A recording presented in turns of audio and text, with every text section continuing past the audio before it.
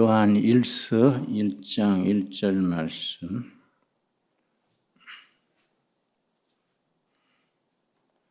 요한 1서에는 세 가지 주제가 있습니다. 말씀, 생명, 사랑. 세 가지가 요한 1서의 주제입니다. 1장 1절. 태초부터 있는 생명의 말씀에 관하여는 우리가 들은 바요, 본 바요, 눈으로 본 바요, 자세히 보고 우리의 손으로 만진 바라. 태초부터 있던 생명의 말씀. 성경 66권 중에 첫 글자가 태초로 시작하는 책은 세 권입니다. 창세기 1장 1절. 태초에 하나님이 천지를 창조하시니라. 두 번째는 요한복음 1장 1절. 태초에 말씀이 계시니라. 셋째는 요한 1서 1장 1절. 태초부터 있는 생명의 말씀. 그런데 요한복음의 태초와 요한 1서의 태초는 하나님이 계시는 태초이기 때문에 사람의 지혜로는 측량할 수가 없지요.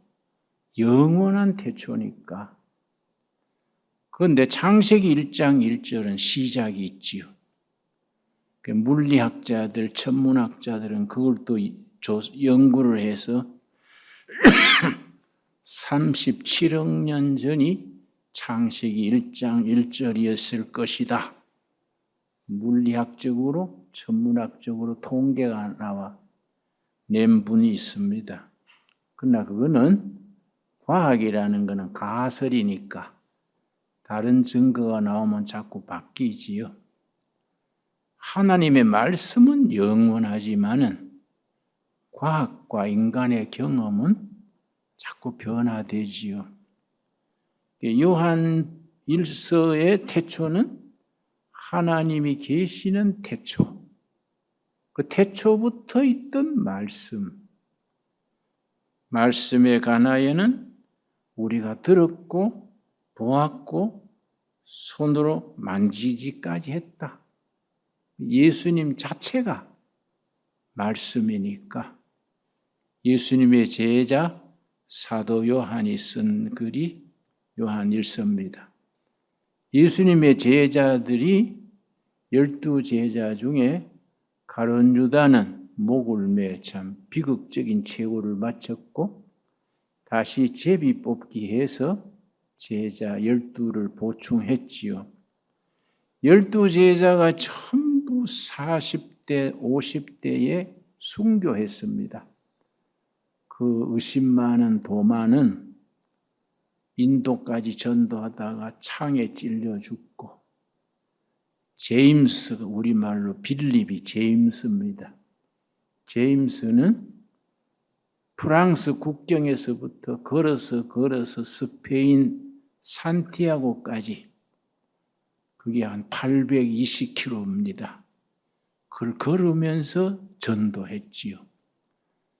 그 제임스 빌립이 전도했던 그 길이 지금은 산티아고 가는 길, 우리 둘의 국제학교 졸업 여행이 그 길을 갑니다.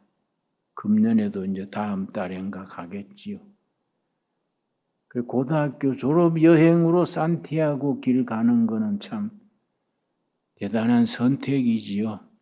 나는 굉장히 그걸 흐뭇하게 생각합니다. 베드로는 십자가에 거꾸로 달려 죽었다 그러고 다 그렇게 순교하고 그랬는데 딱 한 사람 105세가 넘게 살았습니다. 이 사도 요한이죠.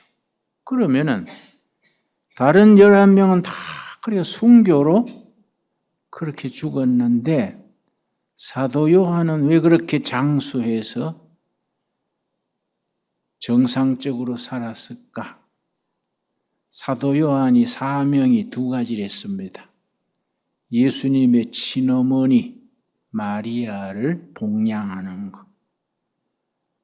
그러니까 사도 바울이 세운 교회 중에 지금 터키 지방에 에베소 교회라고 있었습니다. 에베소 교회에서 항구 도시인데 거기에 사도 요한이 목회 3대째 목회. 1대 목회는 바울, 2대는 이제 디모데, 3대 사도 요한이 목회하면서 예수님의 친어머니를 끝까지 모셨습니다. 그리고 두 번째는 사도 요한이 요한계시록을 썼지요. 하나님께서 사도 요한은 오래 살고 자기 사명을 감당하게 한 것이 요한계시록, 요한 1, 2, 3서, 요한복음. 성경에 사도 요한이 쓴 책이 5권입니다. 그런 걸 남기려고 오래 살게 하셨다. 그렇게 이해할 수 있겠습니다. 그런데 신학적으로 성경에는 성경적 신학, 바른 신학에는 3대 요소가 있어요. 이 3가지를 갖춘 신앙이 건전한 신학이고 건전한 교회다. 첫째가 이 말씀이에요. 그래, 캐리그마 그럽니다. 말씀, 캐리그마. 둘째는 사기는 코이노니아, 코이노니아. 셋째는 성기는 디아코니아 그래요. 우리가 이제 영어로 집사를 디큰 그래, 디큰. 그건 디아코니아, 봉사에서 나온 단어다 그렇게 말합니다. 그럼 캐리그마, 말씀을 가지고 구원받고 하나님의 백성이 되어서 성도들이 교제를 나누는 거예요. 이 교제, 사귐. 그래서 1장 3절, 요한 1서 1장 3절, 우리가 보고 들은 바를 너희에게도 전함은 너희로 우리와 사귐 있게 하려 함이니 코이노니아, 성도의 사귐. 그래서 우리 교회가 설교 좋다고 교회가 부흥되는 거 아닙니다. 물론 그것도 필수적인 요소지만은 성도들의 사귐, 코이노니아가 좋아야 돼요. 서로 가족처럼 헤어지면 보고 싶고 만나면 같이 찬양하고 기도하고 이 성도의 코이노니아 사귐이 참 중요합니다. 그래, 성도의 사귐 코이노니아가 깊어지면 맺어지는 열매가 있습니다. 이 4절입니다. 4절. 요한 1서 1장 4절. 우리가 이것을 쓰면 우리의 기쁨이 충만하게 하려 함이라. 성도들이 서로 마음을 열고 사귀면은 기쁨이 충만한 거지요. 기쁨 충만. 예배 보고 나면 기뻐해야 돼. 오늘 또 이 말씀으로 일주일 살아야지. 이렇게 기뻐해야 돼요.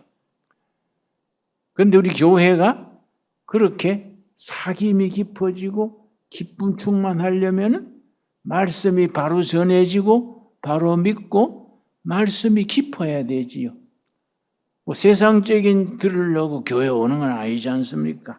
그래서 말씀, 캐리그마, 사귐, 코이노니아라는 말씀 많이 들었지요? 셋째가 이제 그렇게 말씀으로 은혜 받고 사귐으로 기쁨 충만해서 교회 밖에 세상에 나가서 섬기는 것. 그걸 디아코니아 그래요. 봉사. 그런데 교인들이 봉사를 오해합니다. 내가 우리 교회 청년들이 전에 한번 토요일 날 와서 유리창을 닦고 바닥 청소하고 하길래 기특해서 이 자네들 참 대단하구만. 참 고맙다 그랬더니 어쩐 일이야 그랬더니 토요일마다 봉사하기로 정했습니다. 참 기특하잖아요. 그런데 그건 고마운데 그건 성경이 말하는 봉사가 아니고 그건 건물 관리야. 교회 건물 관리. 그런데 성경이 말하는 봉사는 세상에 나가서 크리스찬으로서의 자기 역할을 하는 것이 봉사예요. 그러니까 이 봉사에 대한 개념, 디아코니아가 영적으로 딱 정리가 다 되어 있어야지요. 그러면 한국에서 청년들은 신앙 좋으면 신학 갈라 그래. 아가씨들은 은혜 받고 신앙 좋으면 다 목사 사모하려 그래. 이거 좀 문제가 있다 이거지. 다 목사하고 사모하면 목사 성교비, 생활비는 누가 대주냐?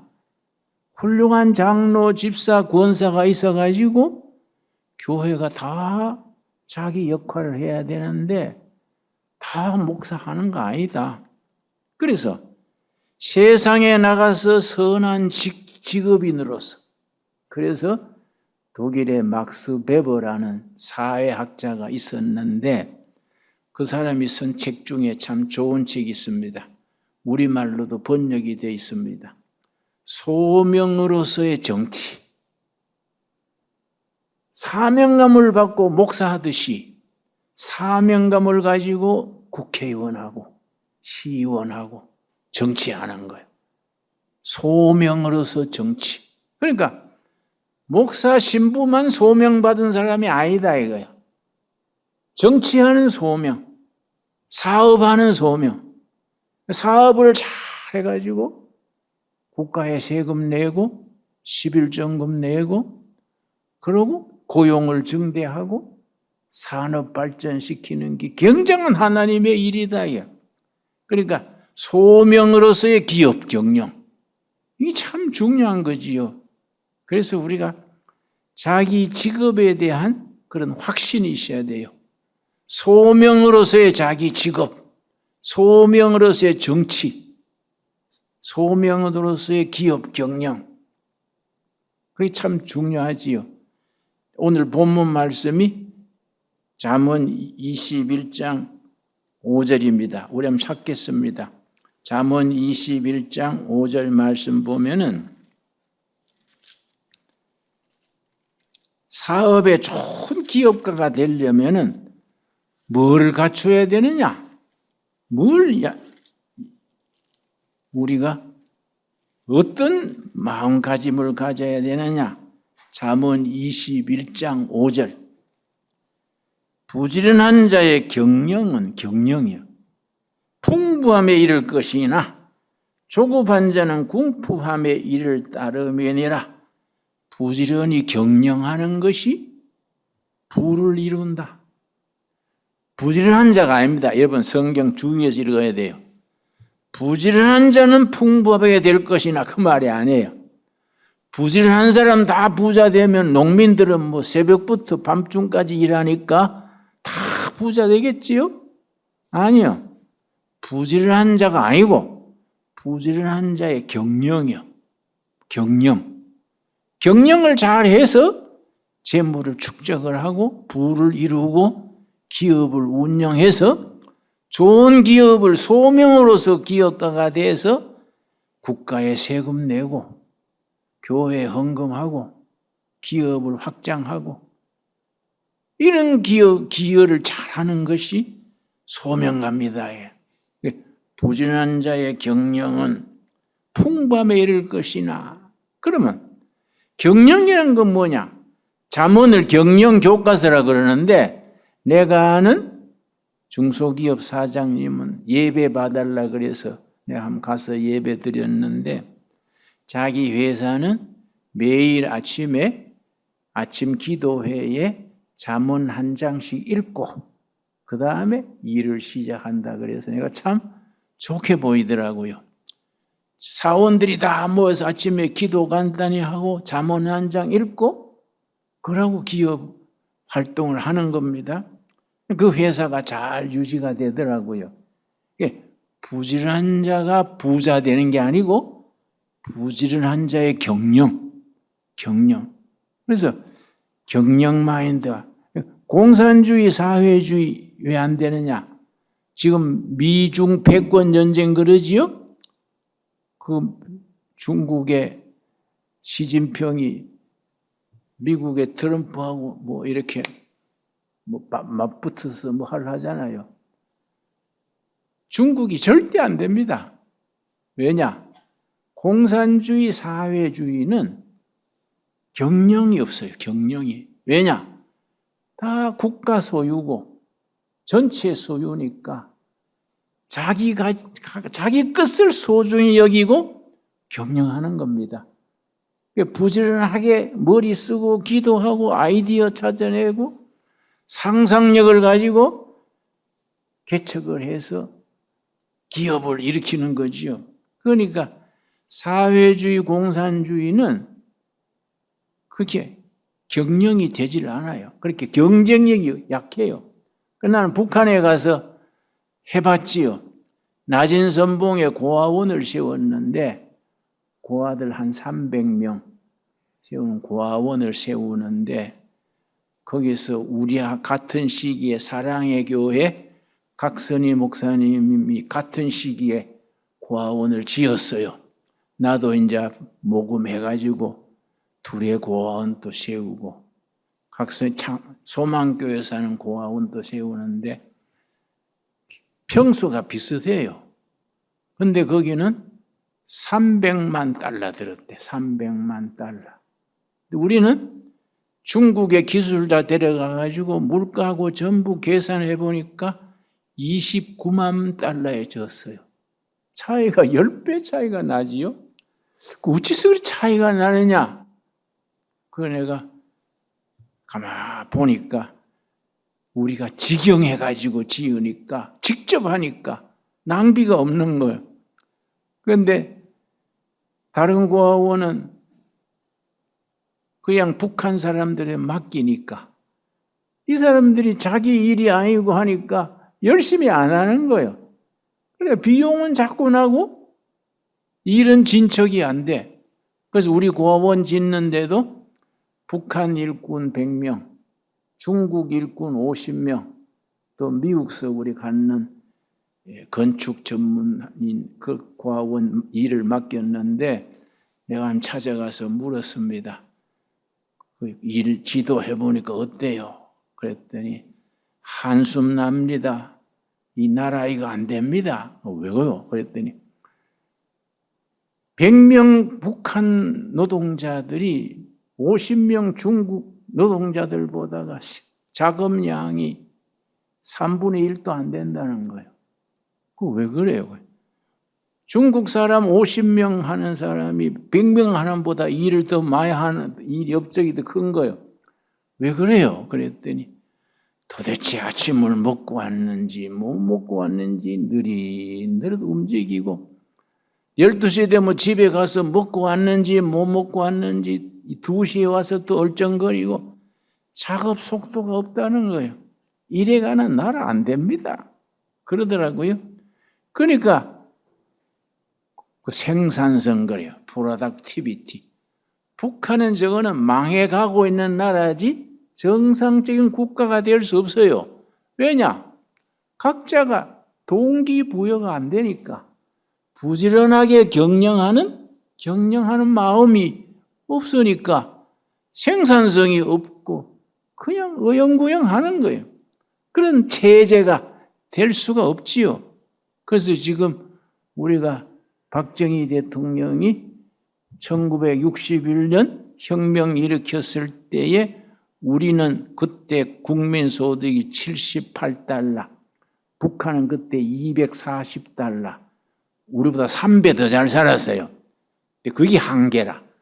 김일성 시대에 6.25 때 열심히 해가지고 우리보다 3배 더 잘 살았는데 그 뒤에 우리가 경제개발 1차, 2차, 3차, 5차까지 5년씩 했는데 지금은 북한 경제와 남한 경제는 70대 1이에요.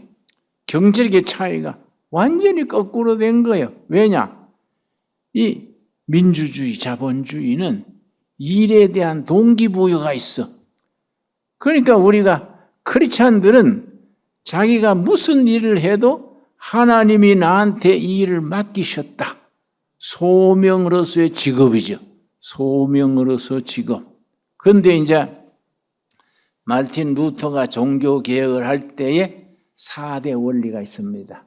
그 4대 원리를 가지고 개혁운동을 성공했는데, 첫째는 오직 믿음으로, 솔라 피데 그래요. 둘째는 오직 은총으로, 솔라 그라치아 그래요. 셋째는 오직 성경으로. 교황이나 교회 전통이 구원받게 하는 게 아니다. 성경 말씀으로 구원받는다. 그걸 솔라 그라치아, 솔라 스크립추라 그래. 스크립추라. 처음에는 오직 믿음으로, 둘째는 오직 은총으로, 셋째는 오직 성경으로. 그런데 네 번째가 만인 제사장이야. 만인, 이 직업에 대한 얘기지요. 신부 목사님만 제사장이 아니다.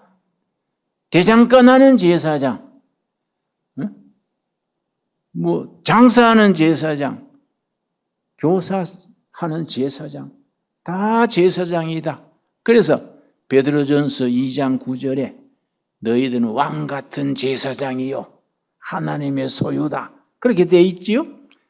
그러니까 그때 한국처럼 백정들은, 아주 외국도 그랬어요. 성 안에 들어오지를 못했어요, 백정은. 그런데 마르틴 루터의 설교를 듣고 그게 아니네? 백정이 나쁜 게 아니네? 하나님이 나한테 백정을 소명으로 주셨구나. 나는 백정을 하는 성직자 제사장이다. 자기 직업에 대한 긍지가 생겼어. 그리고 그때는 이제 대장간 제의를, 우리나라도 대장 제의를 좀 무시했습니다만 유럽에서는 대장 제의를 스미스 그래, 스미스. 아주 무시했습니다. 대장 제의라 하면 우리가 아주 낮춰봤는데, 마르틴 루터 설교 듣고 성경 말씀 깨닫고 이거 대장간 제의가 나쁜 게 아니구나. 하나님이 이걸 통해서 나한테 소명을 주셨구나. 그래서 긍지가 생겼어. 아예 집안의 성을, 백정은 미스터 베처러가 백정이에요, 백정. 집안 성을 그걸 해버렸어. 백정이 뭐이 나쁘냐? 응? 하나님이 맡긴 소명으로서 백정이다. 그러니까 집안의 성을 미스터 베처러.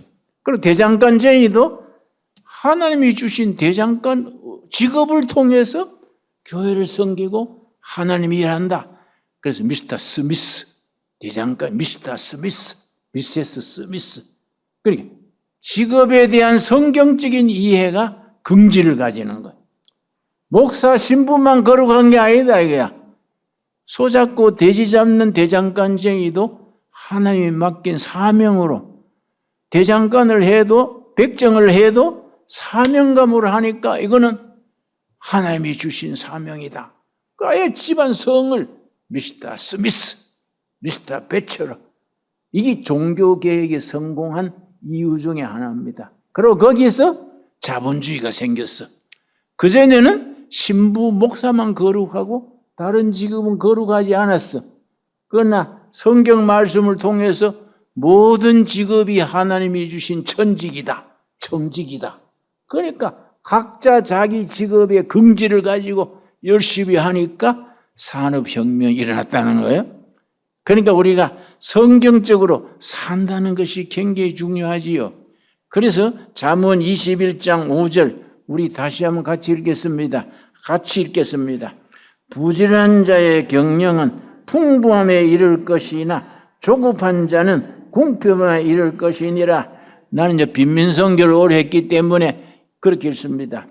부지런하게 경영하는 사람은 부자가 되지 부촌에 살지만은 조급한 사람은 빈민촌에 가서 살게 된다. 난 그렇게 이제 빈민촌 사람들한테 설교를 했지요. 그런데 22장, 잠언 22장 29절에 직업으로서 소명으로서 정치했던 사람이 미국의 벤자민 프랭클린이라고 있습니다. 아까 제 말했는 막스 웨버가 프로테스탄티즘 윤리와 자본주의 정신이라는 아주 중요한 책을 썼는데 우리말로 번역이 되어 있습니다. 적어도 두레교회 집사 되려면 그런 정도는 다 읽어야 돼요. 기독교 성경적 윤리가 자본주의와 어떤 관계가 있느냐? 막스 웨버가 독일 사회를 보니까 신앙이 없는 사람 무종교인보다가 종교인이 빨리 성공하더라요. 종교인 중에도 불교인, 이슬람인 이런 사람보다가 기독교인이 빨리 성공하더라요. 그리고 기독교인 중에도 캐톨릭 신자보다는 개신교 신자가 빨리 재물을 쌓고 사회 진출이 빠르고 성공하더라요. 그래서 이제 전문 사회학자니까 이게 조사를 한 거예요. 왜 그럴까? 왜 그럴까? 연구한 결과에 교회에서 듣는 설교, 구역 예배, 속회, 구역 활동, 평신도, 남전도회, 교회 생활에서 얻는 그 성경적 가치관, 윤리가 빨리 성공하게 하는구나. 아주 유명한 책입니다. 그러니까 그 책에 성경적인 윤리로 성공한 성공 사례 한 명을 들었는데 그 프로테스탄티즘 윤리와 자본주의 정신이라는 책에서 성공 사례 한 명을 들었습니다. 미국 독립운동 때 지도자를 했던 벤자민 프랭클린의 이야기를 그 책에 썼어요. 그런데 벤자민 프랭클린이 쓴 자서전에 잠언 22장 29절이 나옵니다. 그 책에도 나옵니다. 내가 집이 가난해서 학교는 1년밖에 못했지만은 내가 오늘날 이렇게 성공한 것은 성경적으로 살았기 때문이다. 우리 아버지 어머니가 퓨리탄 청교도 신앙으로 나를 가르쳤기 때문에 낮에는 일하고 밤에는 책 읽고 날 좋으면 일하고 비 오면은 성경 읽고 그렇게 청교도적으로 살았기 때문에 내가 성공할 수 있었다. 그 자기 책에 썼습니다. 그러니까 잠언 22장 29절을 벤자민 프랭클린의 자기의 인생 모토예요. 22장 29절. 너가 자기의 일에 능숙한 사람을 보았느냐? 이런 사람은 왕 앞에 설 것이요 천한 자 앞에 서지 아니하리라. 자기 일에, 영어 성경에는 in his business, 자기 비즈니스에 능숙한 사람을 보았느냐? 이런 사람은 왕 앞에 선다. 천한 자 앞에 서지 않는다. 빈민촌에 가서 살지 않는다. 자기 비즈니스에 능숙한 사람. 그래서 그 벤자민 프랭클린의 책에는 이 능숙한 사람의 성경의 뜻이 4가지가 있다. 4가지. 4가지가 합친 것이 능숙한 사람이라는 말의 의미다. 이 4가지. 여기 교회 프로테스탄트의 윤리야. 윤리. 이걸 실천하면 성공한다. 이게. 첫째는 정직이요. 정직.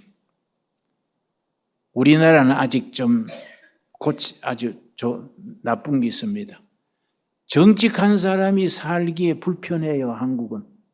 내가 미국을 좋아하는 거는 미국도 문제가 많지만은 미국은 정직한 사람이 성공하게 돼 있어. 내가 그걸 좋아해요. 한국은 많이 좋아지고 있습니다만은 정직한 사람이 불편해요. 자, 첫째가 정직이요. 둘째가 근면이요. 근면. 부지런한 거. 셋째가 절약이요. 절약. 재물이 많으면 많을수록 좋은데 내게 아니라 하나님이 나한테 맡긴 재물이다. 그걸 정직이직 그래. 정직이직. 그걸 절약하고 11조원금 내고 또 절약해서 자본을 축적해서 재투자를 하고 이 절약이요. 절약. 절약해서 돈이 모여서 자본주의의 자금이 된다는 거지요. 4번째가 절제지요. 절제. 요 4가지. 이게 성경이 가르쳐주는 윤리요, 윤리. 이렇게 사는 사람은 성공하게 된다는 겁니다. 성경이 그렇게 가르쳐주는 겁니다. 여러분, 네 가지 복습하고 오늘 마칩시다. 첫째 뭐라 그랬습니까? 정직. 우리는 정직해야 될 의무가 있어요. 손해봐도 정직해야 돼요. 그래서 우리 성각자 도산 안창호 선생이 유명한 말이 있습니다. 꿈에라도 거짓말하지 말아라. 우리 민족이 왜 일본의 종이 됐느냐? 거짓을 좋아해서 일본의 종이 됐다. 꿈에라도 거짓말하지 말아라. 정직. 두 번째 뭐라 그랬습니까? 근면. 부지런히. 열심히. 나이 들었다고 뭐 땡땡이 치지 말고 하품하고 살지 말고 열심히 움직이는 거지요. 세 번째 뭡니까? 절약이죠. 절약이 생활례가 돼야 돼요. 마지막에 절제. 절제된 생활. 영어로 셀프 컨트롤. 절제된 생활. 이 네 가지를 지키면 거기에 하나님이 주시는 평화와 기쁨, 감사가 깃드는 거이지요. 우리 기도하겠습니다. 하나님 감사합니다. 오늘 이 예배 주신 말씀 감사합니다. 우리가 하나님의 사람으로서 말씀 안에 힘 얻어 성도의 교제로서 기쁨을 누리게 하시며 각자가 맡은 자기 직책, 직무를 잘 감당함으로 부지런히 경영함으로 하나님의 일에 쓰임받게 하여 주시옵소서. 우리가 절대로 정직하게 하시고 근면히 땀 흘려 일하게 하옵시며 우리가 하나님 맡긴 시간과 재물과 기회를 절약함으로써 우리가 하나님 일에 쓰임받게 하옵소서. 우리가 어떤 경우에도 절제함으로써 우리 맡은 정직이직을 잘 감당케 하옵소서. 예수님 이름 받들어 기도드렸사옵나이다. 아멘.